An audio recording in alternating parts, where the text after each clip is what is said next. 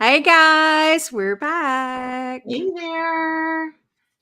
This week is chapter 5 and 6 of Eat, Meat, and Stop Jogging by Mike Sheridan. So, how's everybody's past week been?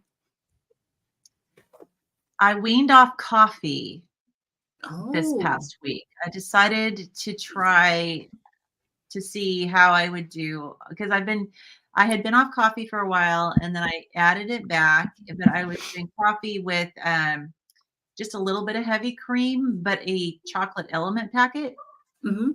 And I decided, I think I'm going to just try to wean off coffee again. So I've been, having some headaches and stuff, but I think I'm doing okay.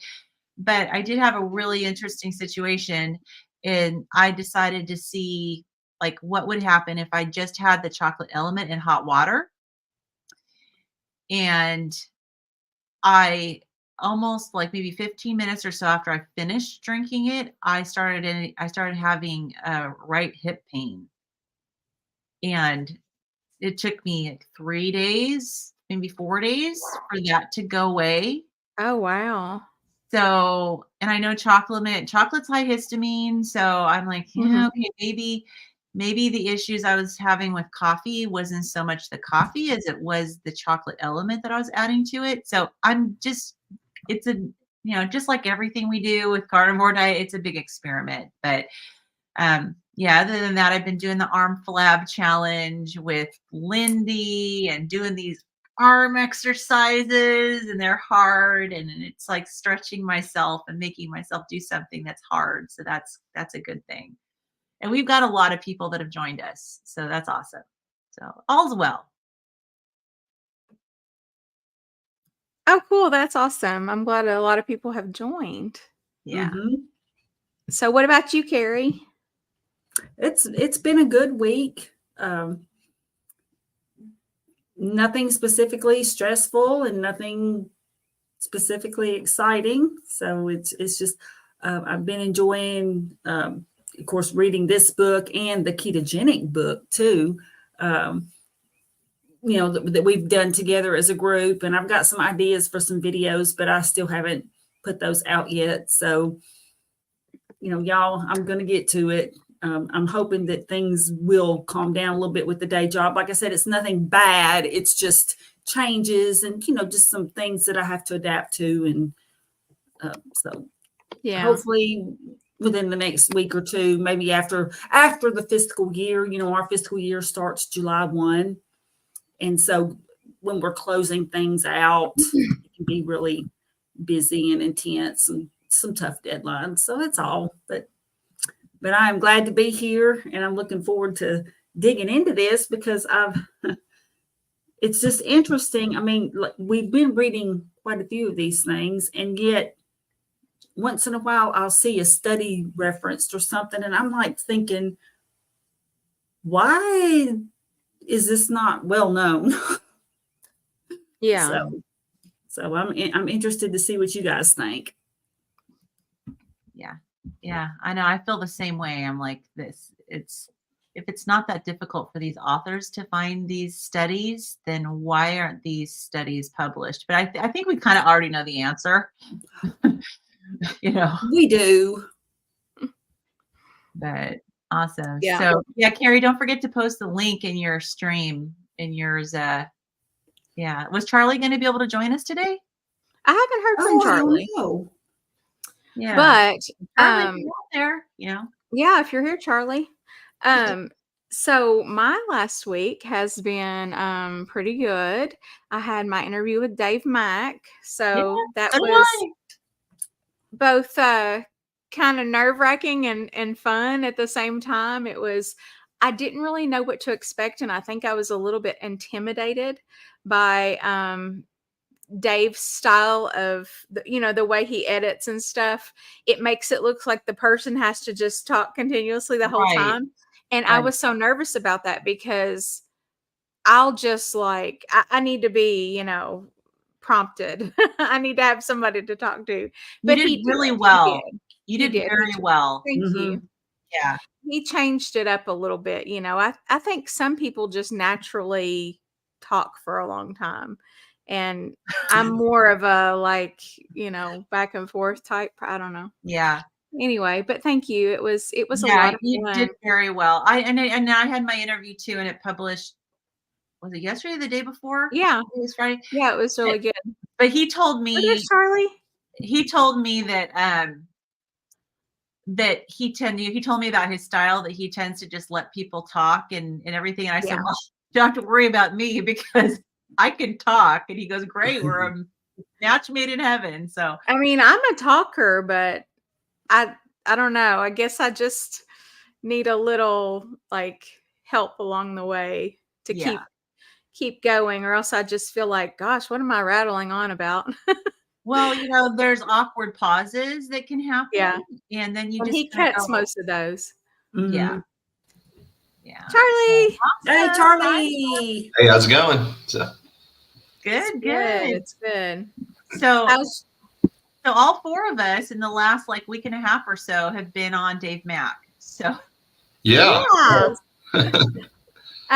so Charlie, how has your last 2 weeks been? We haven't seen you in 2 weeks. Oh, yeah. Things have been going pretty well. I had my quarterly doctor's visit, and I'm down 180 pounds officially, on my medical record, which is nice. And then, all my labs came back pretty good except for the LDL, of course. So, of course. it's a little high at, I forget what it was. It's like 225, 230, somewhere around there. But he didn't really seem concerned about it. I also got an NMR lipo profile done, so he was able to see that they're large and fluffy LDL pattern A. So he didn't seem to know too much about it. So he's just kind of curious about me. So he's like, well, I wonder if I can get you to do a urinalysis test. He was just kind of curious to see if there was protein sneaking out in the urine. That came back good. So I don't know. I think he's on board with what I'm doing based on the results. But he was telling me that, like, if someone were to audit him as a doctor and they didn't do anything about the LDL, he would get questions about that. So interesting. So he can say that he offered you a statin or he recommended a statin and you declined, and then that'll be it. And he can document that and he'll have done his part. But that's really interesting that he seems like he's at least intrigued. Yeah, he's really intrigued. I think he's, on board. Like, he sees, like, my medical records. He can see me getting off medication, my A1C improving, everything else like that. And he even said that, even in most weight loss scenarios, he's never seen numbers like mine in his experience so far. So I think he's on board with it. He never offered me a statin or anything, but he was just saying, like, if some other doctor were to audit him, and that would just be a question asked at least. So but I'm glad he's on board with what I'm doing, at least based on the results. So yeah, and it's cool that he did run the LDL, the breakdown, so that he can see, and maybe he'll educate himself more about it. I mean, one doctor at a time, right? Right. I'm kind of wondering if some of them are going by the what is it, the triglyceride to HDL ratio, because my doctor, my LDL was elevated, but my triglyceride to HDL ratio is like excellent. So my doctor looked at it and he didn't even suggest a statin after that. He was talking about statins before we even drew any blood, but then after we drew the blood, he said he didn't see any need for it at that point. And then my functional medicine doctor actually went to this website, and I can't remember which one it was. I think some of the people in the low carb space have used it.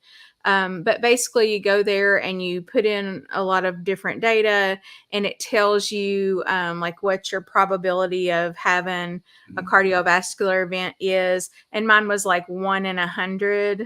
So I was pretty happy about that. Yeah, those risk calculators, right? So yeah. And honestly, the risk calculators are probably based on people who are eating a standard American diet. And so it's probably a lot less because you're not eating the standard American diet. Yeah. So, wow, that's wonderful. I love that. So, all right. So you guys ready to jump into the book? Yeah, let's do it. All right. So I love this proud to be weird YouTube name. Yeah. In the comment. yeah, that's all of us for sure. That is so Definitely. us. Yes. That's awesome. So mistake number 5, aka chapter number 5, choosing the wrong fats. Mhm. So basically, when you think about it, it says calorie restriction and low fat eating go hand in hand. Fat has 9 calories per gram, while protein and carbohydrates only have 4. Reduce the food with the most calories, and you'll lose the weight. Or at least that's how it's supposed to work. And the first slide is the one that follows that, what you just read. So if you wanted to show that. So this just shows that after the introduction of the low fat guidelines, the obesity rate started to climb. It was pretty flat prior to that. Mhm. So Yes, it was. And there's let's see here, was it when they started using vegetable oil? There's another graph like that looks very similar to this when they started using vegetable oil. You remember that, Carrie? I can't Mhm. remember which one of the books it was from, but I mean, a lot of this started around the same time, you know. yeah, definitely. And it seems like back in the like late 80s, that part where it was late 80s to like 88 to 94, Mm-hmm. it seems like there was even a more of a, like the trend was pretty straight up, and then it kind of took a little bit of a tick upward. Like there was a little pivot in the scale, especially for the 18 to 29-year-olds, because the gap is narrowing, it seems, between the age groups. Yeah. Yeah. So, yeah, interesting. So, yeah, you would think that, I mean, naturally, if you're being told to restrict calories and you look at the macronutrients, you're going to see that fats have more calories per gram. So the natural inclination is, well, I'm going to need to restrict fat if I want to restrict calories. And my doctor tells me that that's going to help me lose weight, but the evidence is that that is definitely the opposite. Mhm. So, And it talks about PUFAs equal heart disease, canola oil, soybean oil, cottonseed oil, sunflower oil, safflower oil, peanut oil, and corn oil are all PUFAs. They're regularly used in restaurants and in the preparation of prepackaged products because of their affordability. Replacing saturated fat with PUFAs reduces the size of LDL cholesterol particles and decreases HDL cholesterol. right. So yeah, that's us wanting to know what size are your LDL particles. Are they the big, fluffy, buoyant ones, or are they the small, dense ones? Right. So he didn't really Mhm. explain. He mentioned that replacing the saturated fat with these seed oils reduces the size of LDL cholesterol particles, like you said, but he didn't really explain that that's actually bad. I mean, he explained it earlier, but we don't want small, dense LDL particles. We want big, fluffy ones like Charlie has. And it also elevated triglycerides. So everything is bad when it comes to PUFAs. Now, I know he mentioned here, it was weird. Like he was talking about how, when the government, people were following the government guidelines about converting to the cheaper oils, these manufacturers, they were cheaper. They stopped using butter. They stopped using coconut oil. They added more sugar, and it was a dream food for producers because they can use cheaper oils and also get support from the government. And then they could slap a low fat or fat free sticker on a bag of chips or a box of cookies to give consumers the illusion that their product was healthy. And I wrote in the margins that I fell for this. And I totally did, because I remember back when we started seeing these fat-free and low-fat, little, emblems and stickers and little, on packaging. And, I went for it. I believed it. I'm Oh assuming. yeah, I remember the 100 calorie packs. I was so excited about that. Oh yeah. Yeah. So how many of them at a time did you eat though? Well, you'd eat like 10 of those packs. Right. You'd eat 1,000 exactly. calories, but you would eat them in 100 calorie increments. Increments. Exactly. Exactly. Because all they did was stimulate more hunger. Yeah. I used to, I'd grab those. Well, that and was I'd just eat enough one to piss you off. That was nothing, It was like, what is Oh, yeah. this? Oh yeah, that was absolutely nothing. All it did was make me want another one, and then another one, and then another one. I used to buy two. You know how they market the fruit gummies, and you go to Costco and they have these big boxes of these fruit gummies, and they say made with real fruit, but it's like a very small percentage has actual real fruit, and it's mostly like high fructose corn syrup and every type of sugar you can think of. And they come in the little packages, right? I used to sit there and I used to get with the box from Costco and just package after package after package of those fruit gummies. I mean, I could eat 20 packages of those easily in a sitting. They were just so addictive. But it was marketed as healthy because it contained some minuscule amount of real fruit. So we as consumers easily fall prey to the packaging for sure. Yeah. Yeah, I've seen some candies that are marketed as fat-free because it's all made of all sugar. So Right. Yeah. Right. It's like, does this make sense? Because, like, for example, there will be products you see that are gluten-free, and you're like, well, there would naturally never be any gluten in this anyway. Like, I don't know, Right. it could be milk, and there's like gluten-free. Right. It's like, well, okay, but is gluten normally in milk anyway? I mean, do you add it in and then take it out? But I've seen that with other products, and I'm just wondering, why would they make that statement? Or is it just because people are cognizant of that type of thing to avoid, whether it's fat or whether it's gluten? I think it's sugar, because I think it's because people are trying to avoid these things, but they don't even really know what they are that they're avoiding. I mean, Well, and it's and there are a marketing. lot of people who are becoming more and more sensitive to gluten. So, their doctors may be telling them, oh, you need to eliminate gluten. And then it's such a learning curve. Yeah. Well, it's marketing. They're marketing to a specific customer, someone who's trying to avoid gluten. And so they put it on the packaging.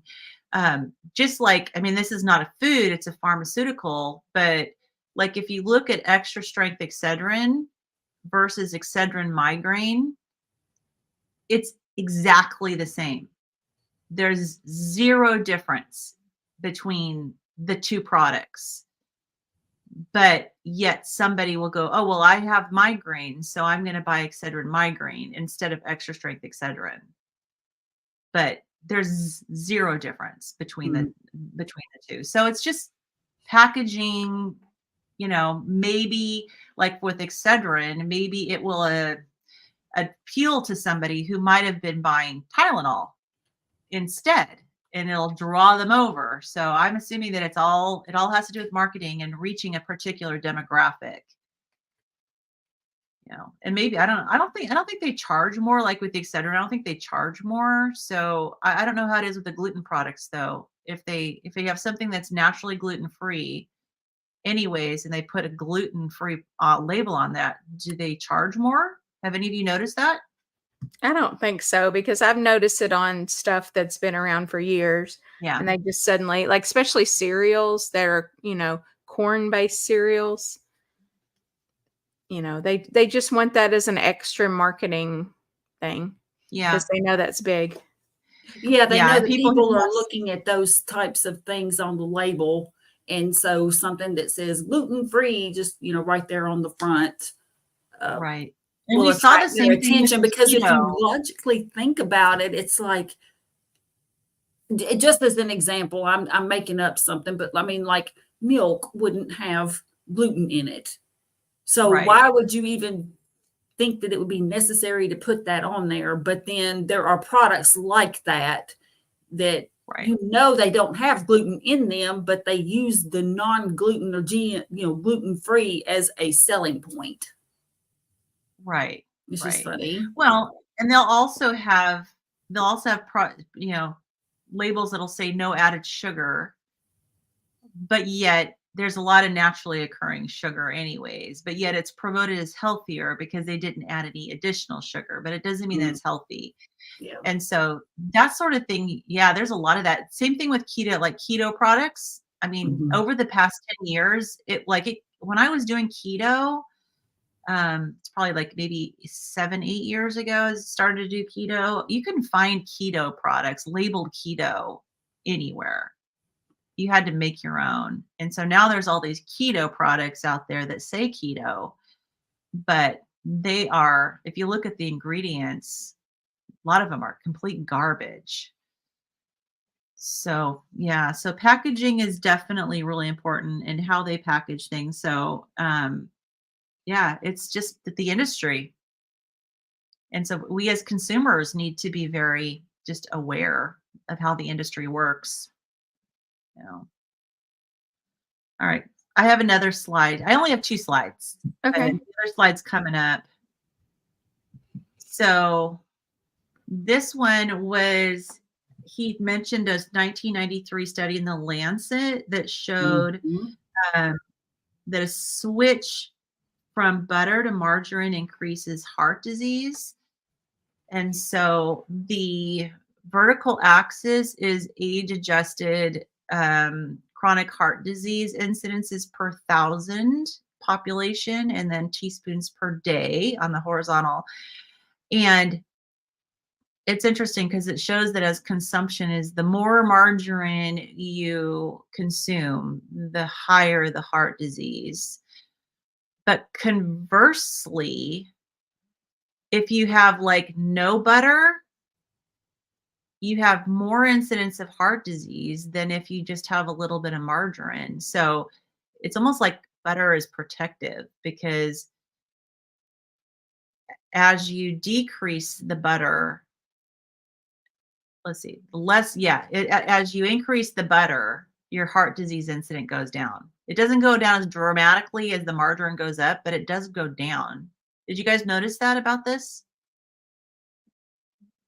That butter seems to be actually beneficial for heart disease, whereas the margarine is detrimental for heart disease. Yeah, even though that's exactly opposite of what they've always told us. It's exactly the opposite. Yeah. So you're better off from a heart disease standpoint, having 5+ teaspoons of butter a day than 0. Like if you have no butter, you have more higher rate of heart disease than if you have 5+ of butter. So I thought that was interesting to look at both of those bars and look at the trends of both of them, because they both tell a story about the correlation. Obviously not causation, but a correlation. I thought it was interesting. It's not a chart, but it's like a little section where they're talking about the average omega-6 to 3 ratios since 1930. From 1930 to 1935, it was 8 to 1. So 8 omega-6 to 1 omega-3. And then from 1935 to 1985, it was 10 to 1. And then 1985 alone, 12 to 1. And then in 2009, it was 25 to 1. Wow. So this is why, because I've read something similar to this before, this is why in the past I've been like, yeah, omega-3s all the way. Don't worry about getting your omega-6s. They're literally in everything. You will get them. Right. And I've had people I guess they were not carnivore. It was on a short that I'd posted. And, I think sometimes the veganas like to chime in. Yeah. Well, But what I was don't know. interesting about that is that he also says that the information, like, so even though like in 1930 to 35, it was an 8-to-1 as opposed to a 25-to-1 in 2009, you think, oh, that was a lot healthier. He said the information becomes more devastating when you realize the healthy ratio is 2-to-1. So even back when it was in the 1930s, it was still not a healthy ratio. Yeah. Healthier than it is now, but it's still not a healthy ratio. And he said our hunter-gatherer ancestors maintained a ratio of 1-to-1. So that makes me wonder if that's the ratio that we're getting as carnivores. I don't know. I don't know how you would calculate this, to be honest with you. Oh, you'd have to go into all sorts of biochemistry and break down all the nutrients of all, and then of all the foods that you're eating. Yeah. Let's see. So he talks about free radicals. This is before that. He talks about free radicals and these PUFAs. They're unstable. So a lot of people will use them for cooking. But the problem with that is that they're very unstable when they are exposed to heat, light, and oxygen. So there's a lot, I know that back when I was still using those, the whole thing about getting a dark bottle, keeping it in a dark cabinet, was recommended. And when I really dug in and I figured out, okay, well, which oils are better to cook with versus which are better just to use like for a salad dressing. But a lot of people aren't familiar with the concept that they will actually oxidize under heat and form free radicals. And the free radicals are what actually a missing electron. And so they seek out a healthier atom to grab that electron. Now, I don't know if you guys, when you read this, had this question, but I had a question in my mind. It's been so long since I've taken chemistry, but I remember with chemistry that often when you have an empty space for electron, that it will share an electron versus steal an electron. He made it sound like it actually steals an electron from a healthy cell. Bless you. Thank you. Any thoughts on that? I didn't take chemistry. Well, I took it, but it didn't count because I didn't come to most of it.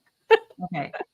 So I didn't have to have it for my nursing degree. So yeah, I took it a long time ago, and I actually taught it for a while. I taught high school chemistry for 1 year, but I was I was 26 or 27 at the time, but I don't remember, honestly. The one thing I remember from chemistry class was Leo the lion said grr. So Leo, loss of electron is oxidation, gain of electron is reduction. So that's the only thing I remember from chemistry class. Okay. Yeah, I honestly don't remember, but he said that the free radicals, instead of sharing an electron with another atom, will steal the electron. And so that takes this healthy atom in our body and converts it into something that's not healthy, because then now the healthy cell is lacking an electron and it goes in search of another one. And so he says that it creates a process that continues until an electron is taken from a molecule that either changes the cell it's in or destroys it. So it's harmful to our cells, particularly harmful if it alters a healthy LDL cholesterol particle or a DNA strand. So this whole thing with the free radicals and the PUFA is very damaging to us on a cellular level. And he talked, and that's where he led into the omega-6 and omega-3. Omega-6s are pro-inflammatory, and omega-3s are, like fish oil, are anti-inflammatories. And so that led into the ratio, But I thought that was kind of worth at least commenting on, that if you're using PUFAs, hopefully you're not. But if you're using PUFAs, don't be cooking with them for sure. So. Yeah, I just finished reading a book by Dr. Kate Shanahan called Dark Calories. So she talks a lot about PUFAs and oxidation and free radicals and stuff. So I still have to read over those sections a couple of times, just because when we think about, proteins and fats, that's, down to a small level. But then when you talk about atoms and electrons, that, it's even, a smaller level to visualize all this happening, the chain reactions and everything. But one of the things I found that was interesting in her book that's not so much discussed here, but is that PUFAs can become part of your fat cells, and that could present a problem in excess. Right. And her theory is basically that above a certain threshold, because there are things like naturally occurring PUFAs, but the ones that she talks about and the one that he's talking about are ones that require like an industrial plant to make, turn it into a bottle, essentially. Right. And her theory is that it creates deranged fat cells that basically don't really work when it comes to using for energy and stuff. So the body is not able to utilize your fat cells for energy, and that creates a big demand elsewhere in your body for sugar, essentially. But you only have a teaspoon of sugar in your whole body, and then your brain wants to suck up a lot of that. So that could actually, her theory is that it could drive sugar cravings, right? Because you have an energy imbalance since you're not able to access your fat cells properly without creating all this oxidation. So I don't know. It's kind of an interesting book that drills down on this oxidation aspect of PUFAs. But interesting. That sounds right up my alley. Yeah, no, that's really good. I remember reading her book a long time ago, Deep Nutrition, which is something everybody references in the health space. So I'm going to put in the comments. So what's the name of that book again? Dark Calories. Dark Calories. Yeah. Okay. I accidentally hit caps lock. And then the author again? Dr. Catherine Shanahan. Catherine the Key? C. With a C? Yep. Catherine. Dr. Berry recently did an interview with her. It was very good. Well worth watching. Oh, interesting. Yeah, I'm going to have to watch that because this stuff fascinates me. Not that it's going to change the way I'm eating, but it might make me like eat more fish or, I don't eat a lot of fish. So, as actually just even reading this chapter and about the fish oils, omega, and the fish oils, they are PUFAs, but like you said, that not all PUFAs are created equally. The naturally occurring ones are healthy. Makes me think that, I think I need to get probably more fish in my diet. I think this leads us into the next chapter. And the next chapter was, to me, the most interesting. It actually kind of helped some of the questions that we've been asking lately. I felt like it kind of clarified for us, which is ironic that this book, if you looked at this book, I guess it's probably just the name and the cover and stuff. It doesn't lend itself to you thinking that it's going to be explaining things on a deep level, but yet he does in a very simple way, So the quote that he has before the next chapter is, "The lower limit of dietary carbohydrate compatible with life is 0, provided that adequate amounts of protein and fat are consumed." And that's from the Institute of Medicine. That surprised me. Yeah. That quote came from the Institute of Medicine. Interesting. And we've heard it said quite a bit from different people in this carnivore, keto, low carb space, though, that there are not, like Dr. Berry says it all the time, there are no essential carbohydrates.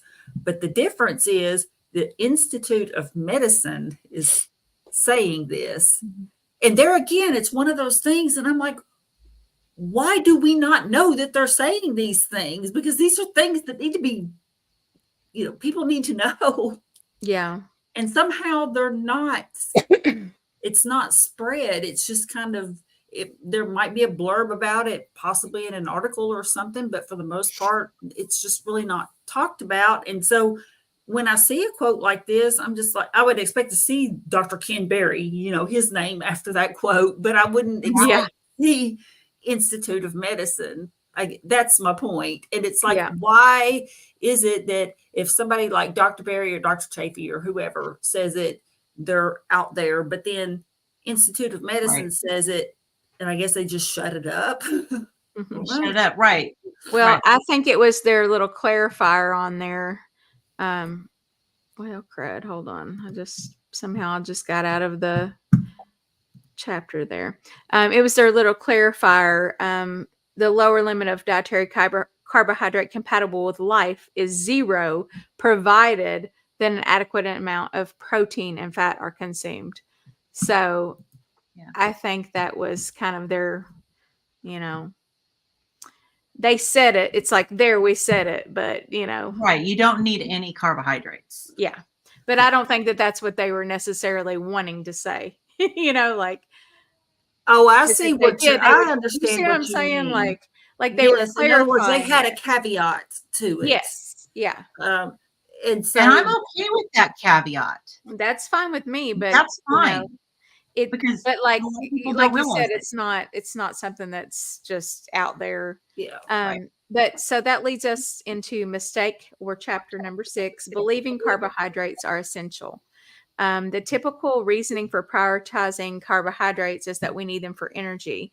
For whatever reason, we've all been trained to respond to any mention of cutting carbs with this rehearsed answer. Perhaps our parents said it. We subconsciously heard it in an advertisement, or maybe we took a look at the government food pyramid.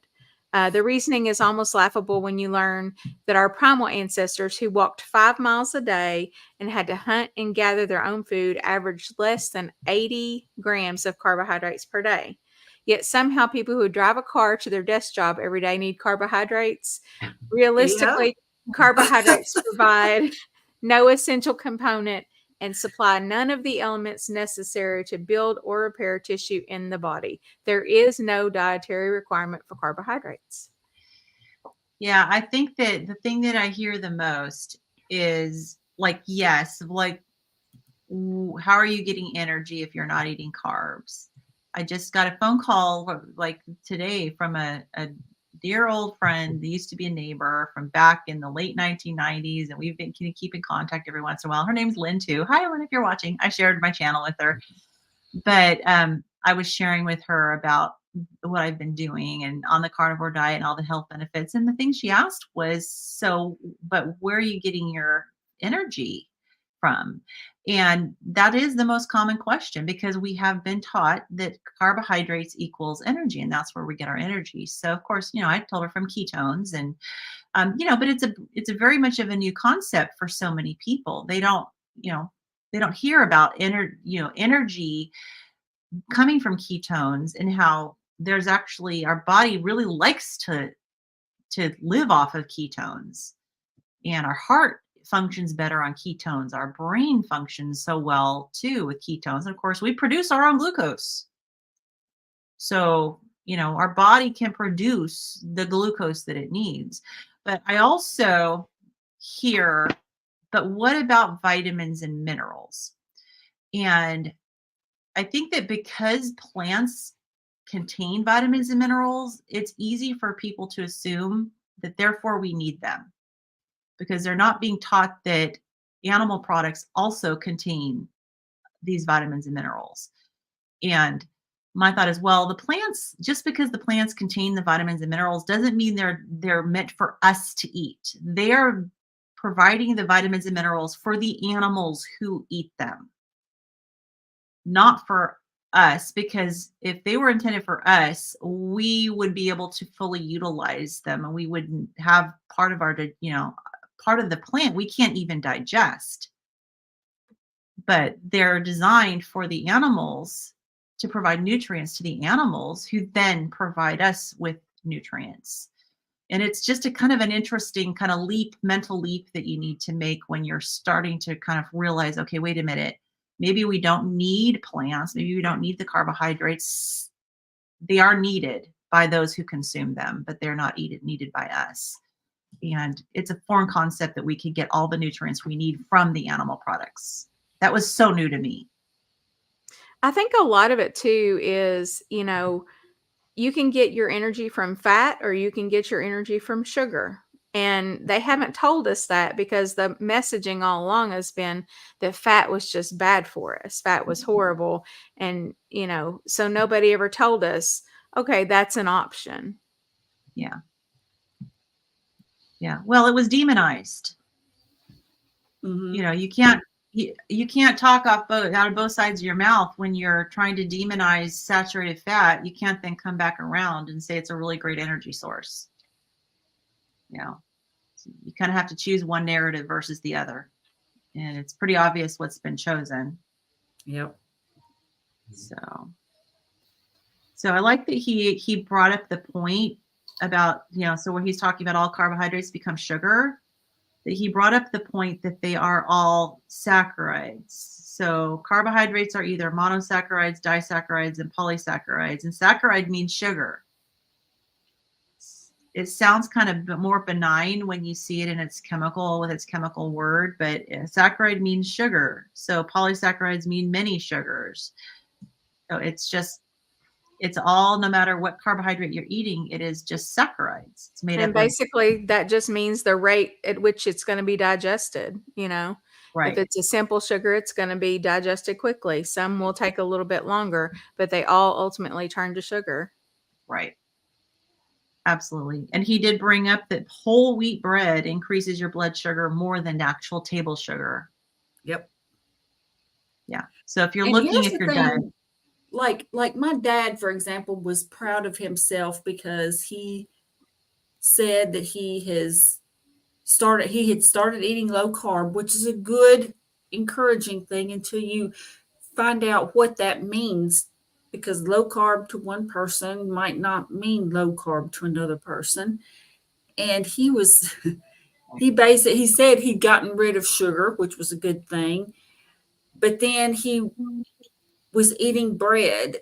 And I praised him because I want, he's trying, like yeah, he knew, he saw how I had worked with my mother, and how she had, when I was working with her, and when she was sick, that she didn't need to use as much insulin and stuff. And so he had retained some of that. Now, granted, he's got this lady love who they get into some mischievous dining behavior together, shall we say. But he is, so I don't want to be that naggy daughter that, like right, kills their joy.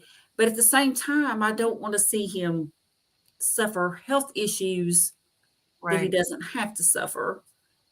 And but then he started saying, well, no, he was mentioning eating some bread and pasta. And I'm like, so I didn't get exasperated, but I understand this statement that most North Americans are unknowingly filling up on foods high in carbohydrate because the government has them convinced that cereal for breakfast, a sandwich for lunch, and rice for pasta or for dinner is a healthy day of eating.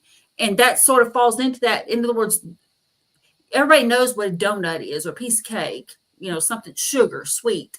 They know that. And so they can say, yes, I'm giving up sugar. But then these other things over there, like potatoes, aren't sweet, but they certainly, cause your glucose to go up. So a lot of people just don't understand, like the whole wheat bread. Well, really any bread, the bread itself is just bad, no matter whether it's whole wheat or not. But it just tickled me that my dad was talking about, how he's, gone low carb, and I was being encouraging. And then he was like, well, but I had my pasta. But no, oh, Daddy, no.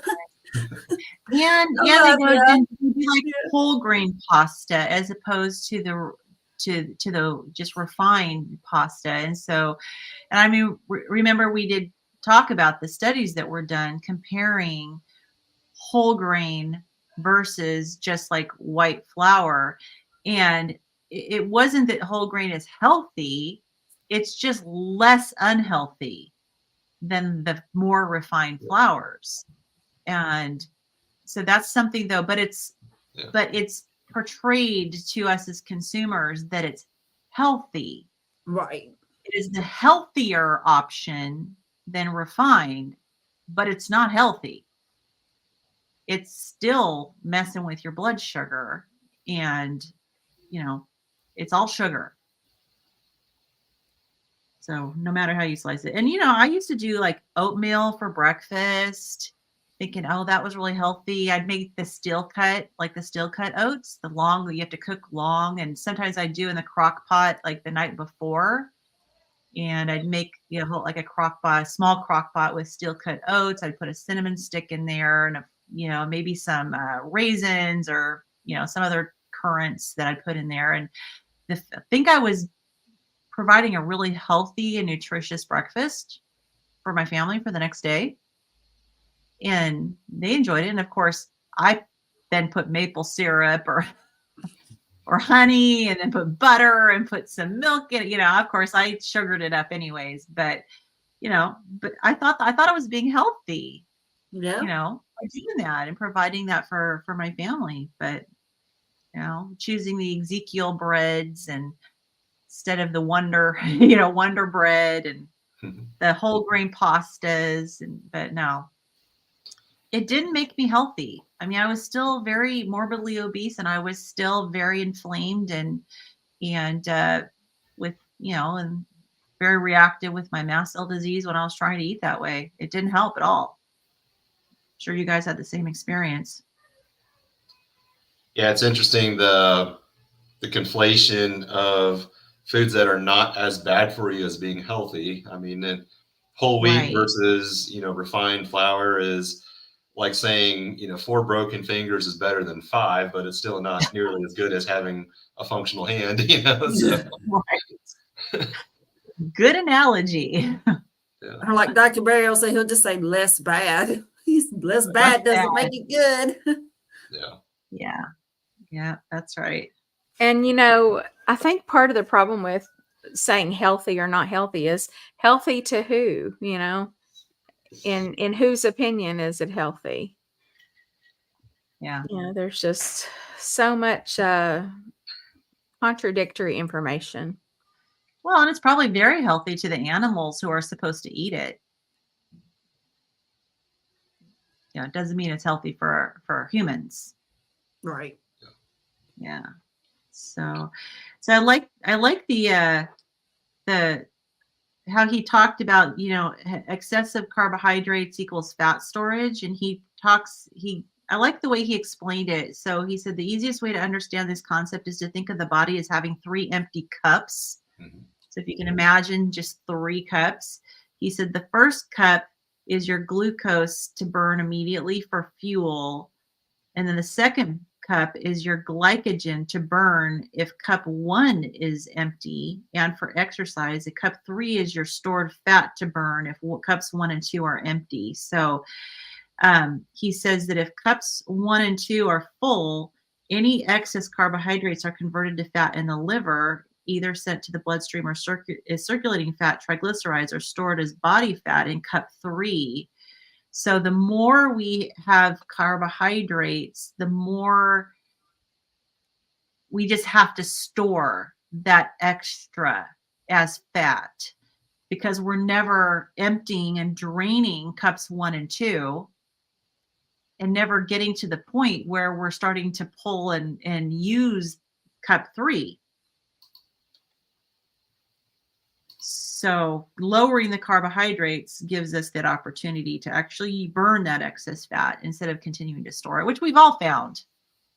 Yeah. And I find that even with me, as insulin resistant as I am, there, I can eat very, very, very little sugar, because if not, I'm just chasing my tail on that. I'm just, using that sugar or even storing that sugar and not ever getting to my stores.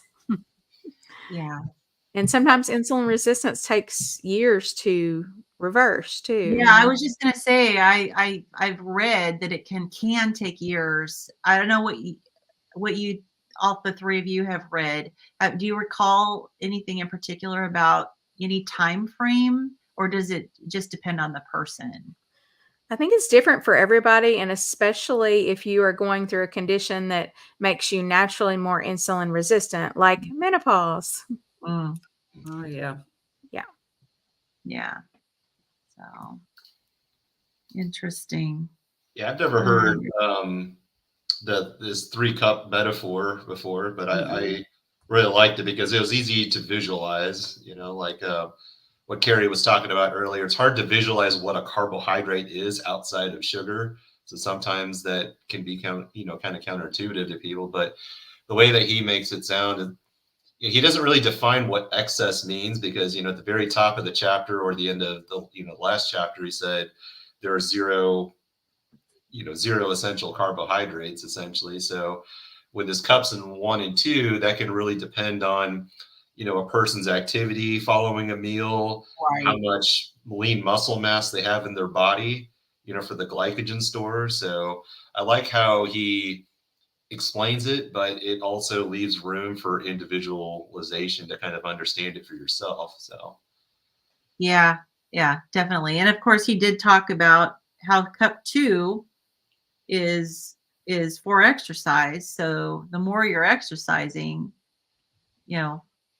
I guess the better. Your glycogen stores are going to be burned up when you exercise. So if you're really sedentary, I mean, it seems like maybe even a little bit of carbohydrate is going to flow into cup 3 and be stored as fat. Whereas if you're exercising a lot, you may have a little more leeway with what you can tolerate. So, all right. So let's see. I think one more section he talks about excessive carbohydrates equals degenerative disease. So he says when insulin struggles to find somewhere to put excess glucose because of insulin resistant cells, blood sugar remains elevated longer than usual. Aside from causing inflammation, chronically elevated blood sugar is associated with an increased risk of cancer, heart disease, neurological disorders like Parkinson's and Alzheimer's, and early death. And then he says excess sugar in the blood also goes through a binding process with proteins and fats to form something called AGEs, advanced glycation end products. When glucose attaches to proteins to form AGEs, it gums up arteries and capillaries and damages DNA, enzymes, and receptor sites. So AGEs produce a 50-fold increase in free radical production, which accelerates aging and increases the risk of the same degenerative diseases associated with insulin resistance. So just another thing that we have to. It's interesting that it binds to the proteins and the fats. So I guess the question that came into my mind with this was, okay, so if you're eating carbohydrates and animal products with the protein and the fat, does that mean you're still, if you're getting carbohydrates, you're still forming these AGEs?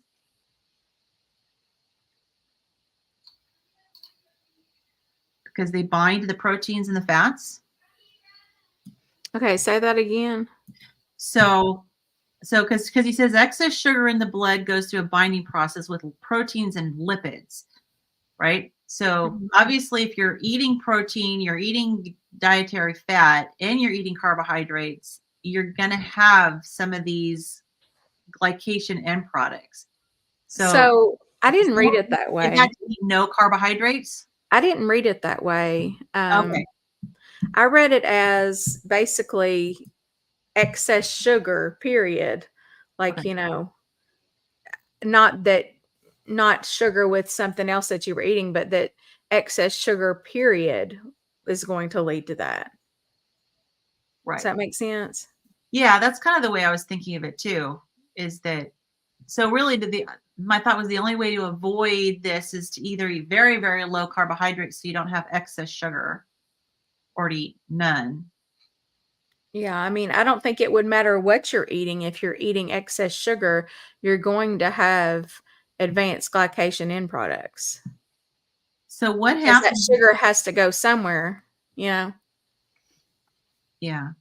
Yeah, because the body maintains like a very tight window for blood sugar. So like my 80 fasting blood glucose, that's equivalent to like a level teaspoon of sugar in my blood at all times. So so if you take that steel cut oatmeal and that toast and that orange juice and it's like 100 grams of carbs, your body has to do some pretty miraculous things to get it back down to that that 80 range again. So I'm thinking that's what it's talking about, because if it stays elevated for too long, it starts getting gummed up with other cells. So you have to, I think your body has to store it as fat after a while, or else it'll stick to everything. So it's the way Yeah, I I was wondering Yeah. though, like, so he talks about, I was wondering, I kind of wish that he had spent a little bit more time talking about this, because I was a little bit confused because of the cup analogy and the excess carbohydrates going into fat storage. But this is talking about the excess, sugar, Mike, the excess sugar then binding with the proteins and lipids and being in your bloodstream. So I was a little confused about, like, are these two separate processes where you've got excess carbohydrates, that convert to sugar, they're sugar, breaking down to sugar, being stored as fat, but then also binding to proteins and fats and going into your bloodstream? It sounds like So two separate processes to me that are so going on. basically, it's after you get those cups full, whatever's left over is your excess blood sugar that your body basically doesn't have anything to do with. And then your insulin starts rising, and you become insulin resistant. And then that's not working well. So you've just got this sugar hanging out in your bloodstream with nowhere to go. You're probably spilling it into your urine at that point also, but it's causing, peripheral neuropathy, anything. The AGEs basically cause any kind of gumming up of anything. So it could be, your toes might be numb, your fingers might be numb, you might, I mean, I don't know. It just basically anywhere in your body would be just gummed up with that. It would be more like a syrupy consistency, I would think. Mhm. And I have seen people, I don't know if this is why, but I have seen where we've drawn blood from people and it looked like it almost like solidified before you even started flipping the tube. It was like so thick and syrupy, and I don't know if that's why, but Well, I'm sure that, yeah, the degree of insulin resistance, I'm sure, plays a role with that as well. And of course, somebody who's diabetic, I mean, to some degree, that's an issue with diabetics for sure. I mean, that's why you end up with the peripheral neuropathy, like you said, and the retinopathy, gastroparesis, all those yeah. little capillaries getting So clogged up. those AGEs are what caused that. Yeah. Yeah. So I that guess makes like sense. different cells can become insulin resistant. They don't all become resistant at the same time, right? So Yeah, I think I Yeah, read but that. this is like where I'm putting the insulin resistance into that, but this is just like generally the sugar has nowhere to go after it's crammed. And yeah. anyway, I don't know. I'm confusing myself now. I feel like my fat stores are unlimited. And so that's why I think I was confused by this, because I'm like, okay, well, is there any limit to how much can be stored in my fat cells to where it would then spill over into the blood? But I guess there is. Yeah.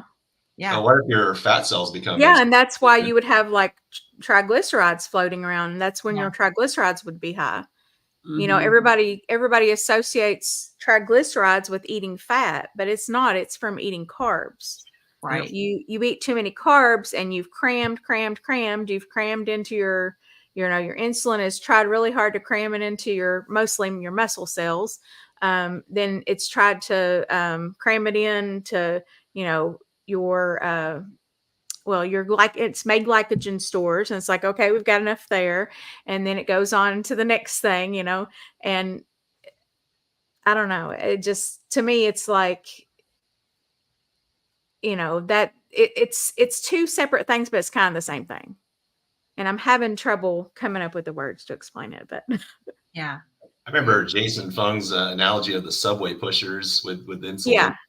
Yeah, that's where I get like he's cram. Well, actually, it wasn't him. It was somebody before him that I read, and they were just talking about like I think they even drew something out where it was like little people going around cramming, like oh,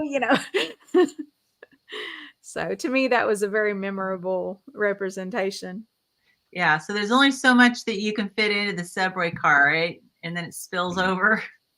But some people's fat cells will, they have more fat cells and they will hold more. And then also you can make fat cells as an adult, even though, some people say that you can't. And then fat itself, like we've read that it's kind of almost becomes like an organ, and it's releasing its own hormones. And this is the reason why we have trouble losing weight. It's not so cut and dry as calories in, calories out. Right.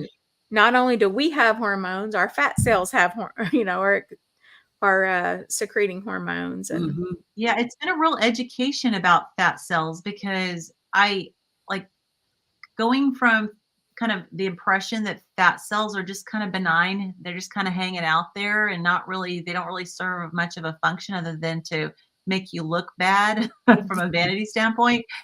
It's been a real education to find out that they actually, which makes sense, have an actual function and they can serve you and they play a role in all sorts of things from when it comes to your metabolic health.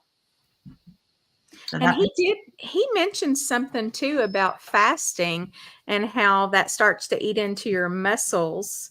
So I'm really confused with this because from what I was reading with Jason Fung, I didn't get that impression. But then last week, or maybe it was when we were talking about the ketogenic textbook this past week, somebody in the comments was talking about how if you fast, that you'll have a lot of muscle wasting too. I didn't know that. I thought as long as you had enough fat to live on, well, I think that though they said that it's if once you're done, if you fast too long and you don't have the fat reserves, then you start to waste muscle. But these people do have the fat reserves. That's why I don't understand. Yeah. Yeah.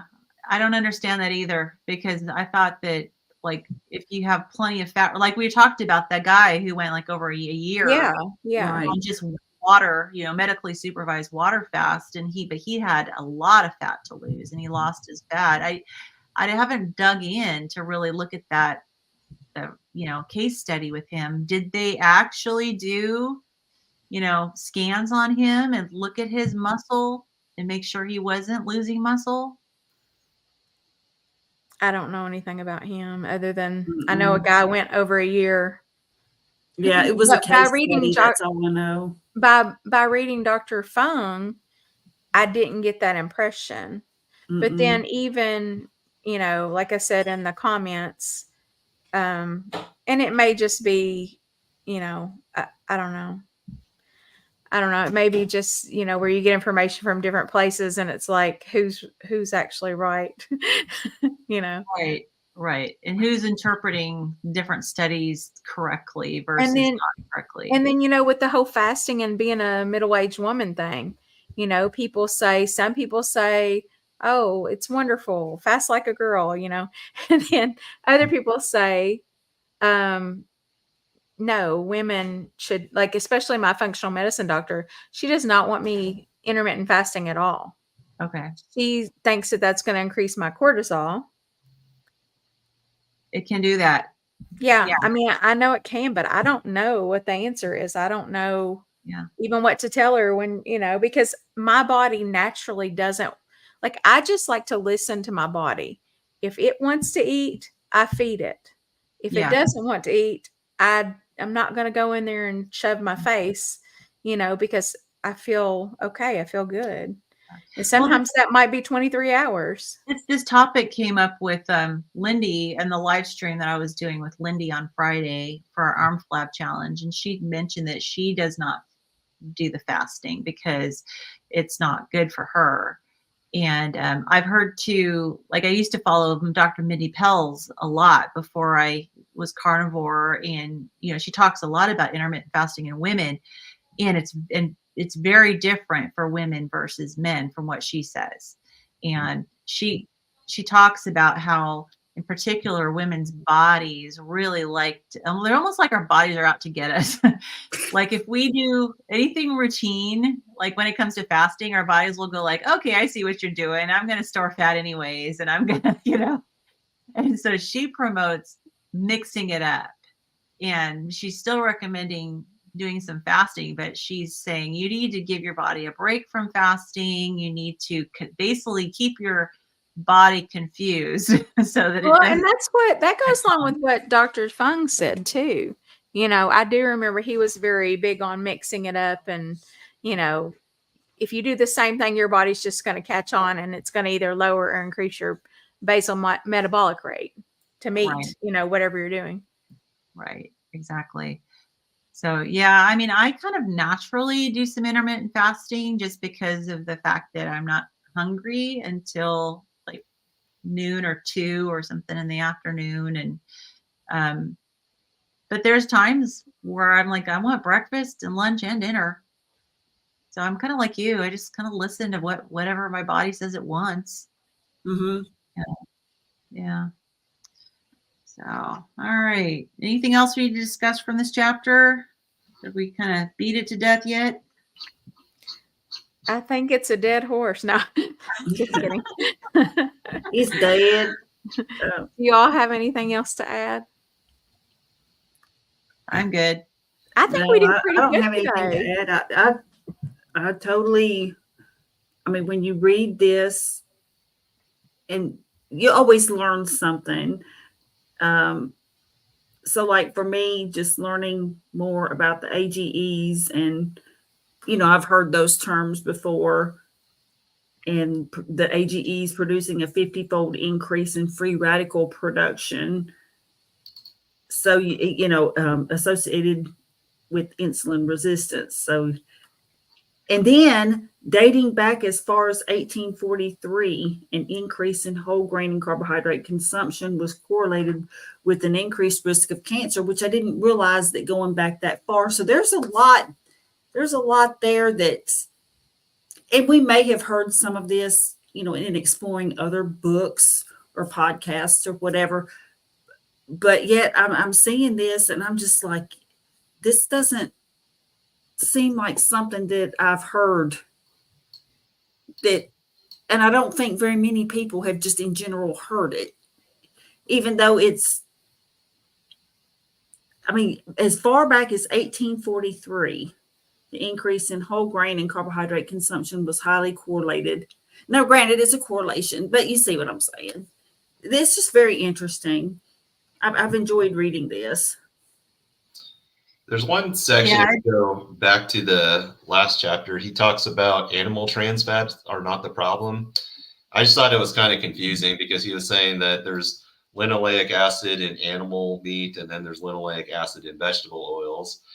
But somehow the linoleic acid from vegetable oils are problematic, but the ones from animals are not. So it just... Well, he said that the linoleic acid found in the fat of animals is conjugated linoleic acid, which is, I guess, a slightly different molecule, or that's I don't the know. way I interpreted that, was like a different type of molecule. Yeah, it may be. I mean, you know how like you can have a molecule that has little variants and stuff, and it's still kind of called the same thing, but it's just a variant. And maybe that it's conjugated as opposed to just linoleic acid, straight linoleic acid, which she says from the vegetable oils is linked to tumor growth, specifically in the breast, while the linoleic acid found in the fat of animals, which is conjugated linoleic acid, has been proven effective at treating cancer, specifically reducing the risk of breast, colon, and skin cancer. So the straight linoleic acid in vegetable oils promotes cancer, while the conjugated linoleic acid in the animal fats prevents cancer.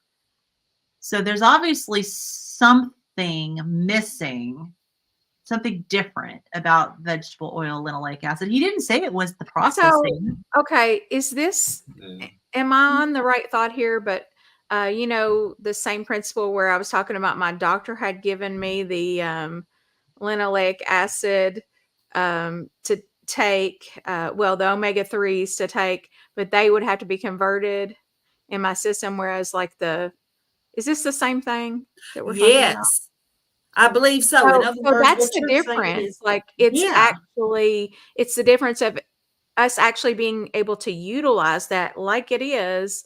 If I'm not mistaken, I have to read a little bit more, but I we're think running out you're of right, time. Kim. But yeah, that versus having to be changed into let's see here, changed into DHA. Is that right? Oh yeah. Yeah, that it's yeah. I know we talked about that last time, right? Yeah. And see, that was when I Mhm. thought my doctor had given me pills of linoleic acid. I was wrong. I would like to formally apologize to my doctor who does not watch this video, my functional medicine doctor. That was not what she gave me. Okay. Um, Okay. Yeah, I just So remember CLA used to be or maybe it still is promoted as like a fat loss supplement, the conjugated linoleic acid. But right. I don't know. Maybe that's the huh. part that confused me because I know I don't, use it as a supplement now. But when I was researching supplements, Tonal CLA is, supposedly as, something that helps promote fat loss, and Yeah, I it see came that. from like sunflower oil, I thought. So, but the studies, I don't know. I was really Right. confused by that section. I wish he would have spent a little bit more time on that instead of just kind of throwing it in there and just saying, well, if it comes from the animal stuff, it's good. If it comes from the vegetable oil stuff, it's not as good. So Yeah. Well, I looked it up. It says that the conjugated linoleic acids they're a family of isomers of linoleic acid. So isomers are just variants of linoleic acid. There's 28 possible isomers of conjugated linoleic acid and found mostly in meat and dairy products derived from ruminants. So it's basically has to do with they have two carbon to carbon double bonds that are conjugated, means separated by a single bond. So it has to do with the chemical structure. It just has a slightly different chemical structure. It's not enough to make it a completely different molecule. It's just enough to make it a variant of the linoleic acid molecule. So it's probably like a lot of things in plants. They're almost the building blocks that we need, but Almost. something has to be done to them maybe it's like before our maybe it's like body can actually vitamin utilize. D2 versus D3, right? So I don't Mhm. know. Maybe it's something like Right. that. So Right. Exactly. So, yeah, so I'm assuming it has to do with, and I haven't read the whole thing and I'm not going to read it while I'm here, but it has to do with bioconversion. Yeah, and I guess maybe our bodies are just designed to be able to handle the conjugated linoleic acid better than just the straight linoleic acid. It'd be interesting to see if anybody has dug in and explained the science there. Mhm. yeah. But the bottom line is that, his point is that we're talking about trans fats, right? And he was talking about how trans fats are, considered unhealthy, the hydrogenated, meaning that they are the fats that are processed to turn into solids, like Crisco, is a perfect example. Whereas those are unhealthy for us. Whereas the conjugated from animal fats are still trans fats, but they're actually healthy for us. They have the opposite impact on our health from the vegetable oil hydrogenated trans fats. So, yeah. Good point. Yep. All right. I think we're wrapping up here. So just do a quick shout out for your channels and then we'll head out. Yeah, and we're gonna do 7 and 8 for next week. Yeah. Alrighty. All right. Fantastic. So Carrie, you want to start? Sure. I am Carrie at My Metamorphosis, has an O instead of an A where you might expect one. My channel is basically about my life in low carb / keto carnivore and different various experiments that I've tried with myself, like eating sardines and cod livers and getting blood work back, things like that. So you'll just never know what you might find on my channel, but I welcome you all to come visit me. And if nothing else, I will definitely give you love and encouragement. And some good morning videos. Yes, that too. Okay, go ahead, Lynn. So my channel is Midlife Carnivore, and I basically chronicle my health journey with recovering from mast cell activation syndrome and morbid obesity. I do weekly update and weigh-in videos every Monday where I show you all my metrics from my SMART scale, let you know how my body composition is changing. Give an update on how I'm doing with my mast cell activation syndrome and some of the struggles and challenges. I try to be really transparent and tell you what I'm struggling with and tell you, when things aren't working out. I've got an arm flab fitness challenge I'm doing right now with Lindy from Limitless Lindy, and we're working out our arms and seeing if we can get rid of those bat wings. And I do have some interviews. I'm going to be doing some more interviews. I have kind of been slacking on the interviews, but I'm probably going to be doing some more interviews, and I kind of jump in on lives and stuff every once in a while. So if you're interested, come check me out. Well, I am Nurse Kim at Carnivore Nurse Kim. And these days I'm mostly doing lives with my two friends here. Also on Tuesday, at least once a month, I'm with Russ Mitchell at the Keto Cookout, 9 p.m. Eastern Standard Time. But my favorite thing these days is the ketogenic textbook this week it's going to be Wednesday at 5:30 Eastern Standard Time, but it's normally going to be Thursdays at 5:30. And it's just a bunch of nerdiness, really. I've got a lot of videos on my page that kind of chronicle my journey, like for the first year. And then since then, I've just been doing mostly live stuff. But, occasionally I'll get a wild hair and do a carnivore grocery haul or come with me, truck chat kind of situation. But anyway, yes, as Mike Shaw TV said, nerds.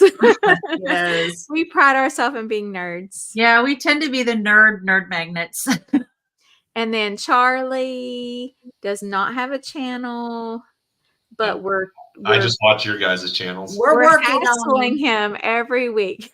But go check out Dave Mack, Zero Carb Life, and check out Charlie's interview. Yeah. with Yes. Dave Mack. You can hear his story, his amazing health benefits from the carnivore diet.